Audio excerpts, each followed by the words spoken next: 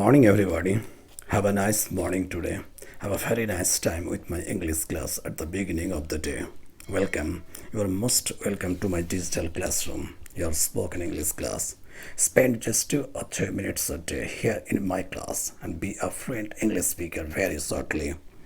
Today I will read two beautiful stories with two beautiful lessons for all of us. Try to follow me. Yes, with all your attention. Now the stories. But you have to wait a bit till the end to know the names and the morals. Let's start the first story. An angler, after a long day's toil, had nothing to show for his fans but one small fish. As he was taking the bird off the hook, the fish spoke. "Spare me, good fisherman. I am so small that I will make you but a sorry meal. Throw me back into the river, and later when I am grown bigger and worth eating, you may come here and catch me again." "No, no," said the wary angler. "I have you now, but if you once get back into the water, your tune will be, 'Catch me if you can.'"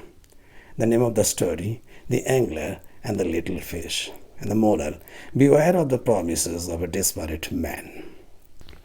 The second story. A fox had the misfortune to have his bushy tail caught in a trap.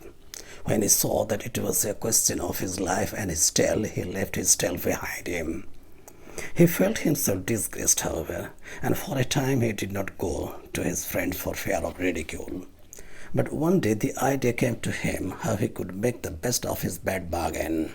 He called a meeting of all the rest of the foxes and proposed to them that they should follow his example. "I don't know why I didn't cut off my tail long ago. You have no idea," said he, "of the ease and comfort I am enjoying. I don't know why I didn't cut off my tail long ago. I could never have believed it if I had not tried it myself. When you come to think about it, friends, a tail is such an inconvenient and unnecessary appendage that it is strange we have put up with it so long. My sincere advice to you all is to share this new freedom and part with your tails at once."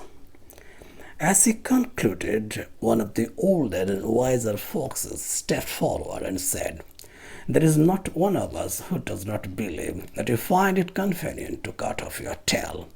However, we are not so convinced that you would advise us to part with our tails if there were any chance of recovering your own."